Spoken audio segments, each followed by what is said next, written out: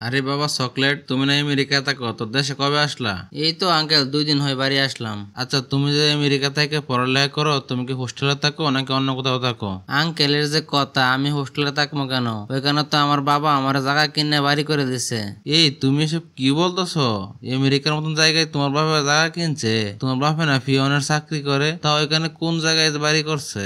কে, আপনি কি জানেন না নাকি? ওই এলাকার নাম হলো নেতাপাড়া। বাংলাদেশে যত বড় বড় নেতা আছে সবার বাড়ি আছে ওইখানে। কি আর কোমরে বাইস্তা, তোমাদের মতন নেতা ফাড়ার বাড়ির মালিকের বাবারা যারা রাজনীতি করে, সরকারি চাকরি করে, এইসব টাকা পয়সা নিয়ে আমাদের রক্ত চুষা খাইতেছে। তারা চাকরি শেষে কি করবো? অপশন নিব, নেশারে হজ করতে যাইবো, ওইখানে যে ছবি উঠাইবো, তোমরা নিয়ে ঘুরতে যাবো, ওইখানে যে ছবি উঠাইবো। কিন্তু আমরা যে রক্ত চুষা খাইছে, আমরা জীবন তো কিন্তু শেষ। আমরা ফুলা ফান্ডের মানুষ করতে পারলাম না। আর তোমাদের মতন ছেলে ফেলেরা সেটা কি করবা? সেই ছবিগুলা তোমাদের ফেসবুক পেজে ক্যাপশন দিবা, এই জন্মে তোমাকে পেয়েছি বাবা, পরের জন্ম তোমাকে পেতে চাই, তাহলে আমার জীবন ধন্য। তারপরে তোমাদের বাবারা কোন এক আবাসিক এলাকার প্রভাবশালী বড় নেতা হয়ে যাবো, আবার তারপরে ওই এলাকার মসজিদের সভাপতি হয়ে যাবো। তারপরে আবার কারা জায়গা জমি বেচে কিনে এগুলার দালালি করা শুরু করে দেবো। আবার যুবক ছেলে পেলেদের আবার উপদেশ দেওয়া শুরু করবো। এগুলা করে করে তোমরা আমাদের জীবন শেষ করবো। তোমাদের মতন সন্তানদের বাবারা আমাদের রক্ত শুষে খেয়ে তোমাদেরকে বিদেশে পড়ালেখা করা।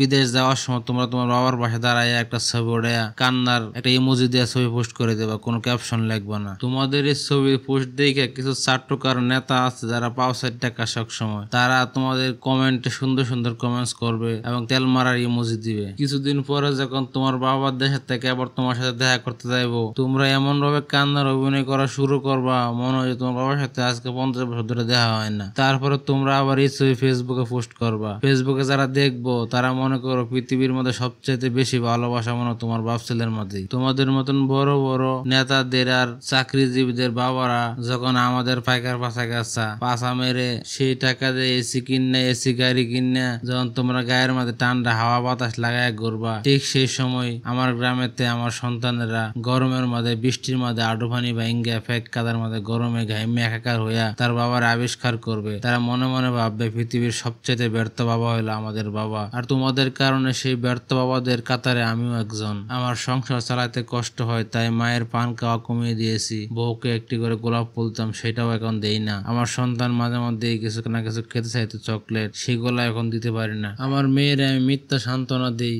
বলি বাবা দোকান বন্ধ হয়ে গেছে, রাত হয়ে গেছে তো অনেক, তাই। এই সব কিছু খালি তোমাদের বাবাদের জন্য। তোমরা কিন্তু সব জানো তোমার বাবা কি করে, কয় টাকা বেতন পা। এত টাকা তোমাদের কিভাবে আমেরিকার মতন জায়গায় বাড়ি গাড়ি কইরা দেয়? তোমরা কি একবারও জিজ্ঞাসা করছো যে বাবা তুমি যে এত এত টাকাগুলো আমাদের পিছনে খরচ করতেছো, সেই টাকাগুলো তুমি কই পাইছো? কয় টাকায় বা তুমি বেতন পাও? কিভাবে সম্ভব? একবার কি জিজ্ঞাসা করছো? তোমরা তো ভার্সিটিতে পড়ো, বড় শিক্ষিত হইতে হতো সে সম্পদ। তোমরা তোমাদের বাবাদেরকে একবার জিজ্ঞাসা করে দেই করতো, বাবা তুমি যে টাকা পয়সা কামাই করতো সেই টাকাগুলা কি হারাম না হালাল, নাকি সৎ পথে উপার্জন করতেছো কিনা? আমাদের পিছনে যে খরচ করতেছো। আঙ্কেল, আপনি তো আমার চোখ মুখ নাক কান সব খুলে দিলেন। আজকে আমি আমার বাবার কাছে যাবো, সবকিছু জিজ্ঞাসা করবো, সবকিছু প্রশ্নের উত্তর জানবো। আঙ্কেল আপনি থাকেন, আমি আসি।